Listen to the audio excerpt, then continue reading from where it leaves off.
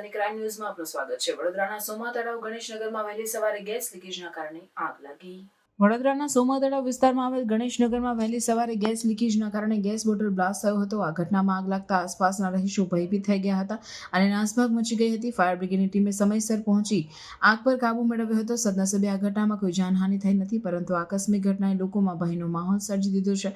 આ પ્રકારની ઘટનાઓ અગાઉ પણ વડોદરામાં થઈ ચૂકી છે, જેમ કે ગોત્રી વિસ્તારમાં ગેસ લીકેજના કારણે થયેલ બ્લાસ્ટમાં 3 વર્ષના બાળકનું મોત થયું હતું અને તેની માતા ગંભીર રીતે ઘાયલ થઈ હતી। આ ઉપરાંત ગાજરાવાડી ગોમતીપુરામાં ગેસ સિલિન્ડર બ્લાસ્ટ થતા એક બાળક સહિત 4 વ્યક્તિઓ ગંભીર રીતે દાઝી ગયા હતા। આ ઘટનાઓ દર્શાવે છે કે ગેસ લીકેજ અને સિલિન્ડર બ્લાસ્ટની ઘટનાઓ શહેરમાં વારંવાર થઈ રહી છે। આ ઘટનાને પગલે સ્થાનિક રહીશો અને સત્તાવાળાઓએ ગેસ લાઇન અને સિલિન્ડરની સુરક્ષા અંગે વધુ સાવચેતી રાખવાની જરૂરિયાત વ્યક્ત કરી છે।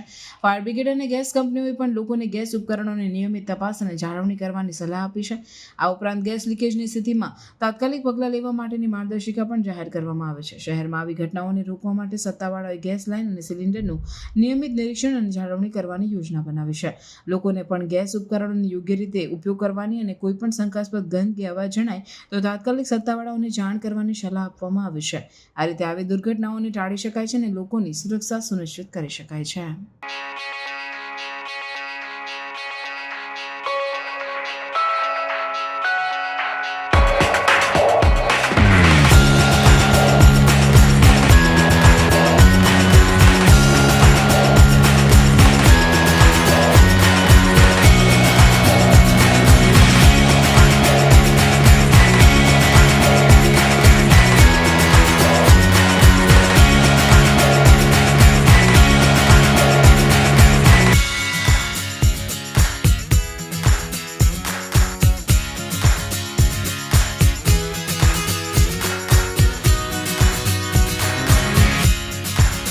સનસની ક્રાઇમ ન્યૂઝ ને સબસ્ક્રાઇબ કરો અને બેલ આઇકન દબાવી તાજી અને સચોટ ક્રાઇમ સમાચાર સૌથી પહેલા મેળવો।